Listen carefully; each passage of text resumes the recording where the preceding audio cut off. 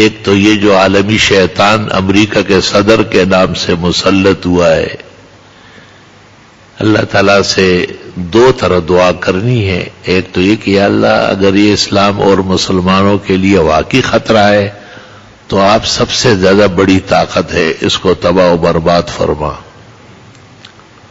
ایسے شخص کے لیے بد دعا کرنا انبیاء علیہ السلام کی سنت ہے، اور ایسے شخص کے لیے نرم گوشہ رکھنا شاید فائدے کے بجائے نقصان دہ ہو.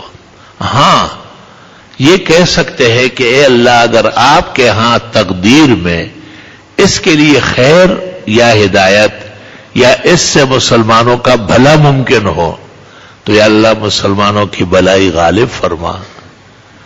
ہماری کسی کے ساتھ دشمنی کسی ملک کی وجہ سے نہیں ہے کہ وہ امریکہ کا صدر کیوں بنا ہے، نہ ہمارا کسی سے اس لیے دشمنی نہیں ہے کہ وہ وزیر اعظم کیوں ہے. ہم کہتے ہیں وہ اسلام دشمنی پر اتر آیا، یہ تمام غلط کرتوتوں سے بھرا ہوا ہے. ایسا شخص ملک کی نگرانی اور رہنمائی کیسے کر سکتا ہے؟ لا الہ الا اللہ وحدہ لا شریک لہ لہ الملک ولہ الحمد وهو علی کل شیء قدیر. او دا ہزار اچھا بازار مندل نہ دے اور ڈیر عالم میں پدے سترگو دے لیدل ہے. جس نے بھی دین کو دکھ پہنچایا ہے اس نے کبھی بھی آرام و عزت نہیں پائی. ٹرمپ کو دیکھو، شیطان کبیر کو، عالمی دہشت گرد، انسانیت کا بدترین دشمن، اس کو اور کچھ نہیں رہا. افغانستان میں اس کو منہ کی کھانی پڑی اور پیٹے گا. وہ جتنا فوج بھیجیں گے وہ سارے کے سارے وہیں دفن ہوگا، جھلسے گا وہاں.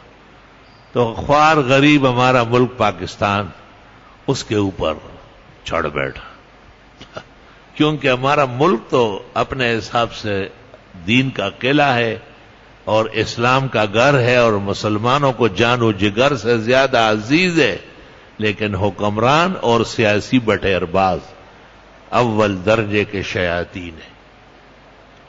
ایسے سے کام چلتا ہے. آدمی کہے جو کر سکتے ہو کر لو، ہم تمہاری مزید خوشامد نہیں کریں گے. اور ہم اور ہماری قوم، ہم اور ہمارا ملک یہ امریکہ کی کالونی نہیں ہے.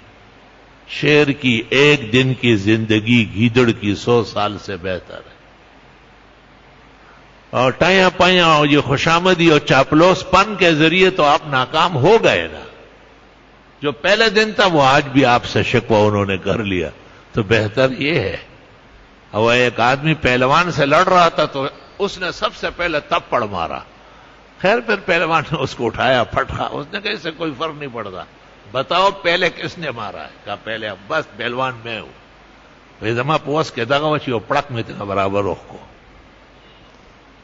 اللہ تعالیٰ مسلمانوں کی طرف سے کافی ہے. وَكَفَ اللَّهُ الْمُؤْمِنِينَ الْقِتَالَ. قرآن کریم میں اللہ کہتے ہیں کہ جب مسلمان رائے راست پر ہو اور صحیح طرح مجھ سے مانگنے والے اور میری عظمت الوہیت پر ایمان رکھتے ہو، بڑے بڑے ٹرمپوں سے اور بڑے بڑے بشوں سے اور بڑے بڑے عالمی شیاطین سے اللہ سبحانہ و تعالی اسلام اور مسلمانوں کو حفاظت کرے گا. ان اللہ یدافع عن الذین آمنوا. اللہ خود مسلمانوں کی طرف سے دفاع کرتے ہیں. ان اللہ لا يحب كل خوان کفور. لیکن خیانت گر اور ناشکر کے ساتھ اللہ کا کوئی وعدہ نہیں ہے. بس اپنے گریبان میں جھانکو کہ کسی جگہ خیانت تو نہیں کر رہا ہے، کسی جگہ ناشکری کے مرتکب تو نہیں ہو.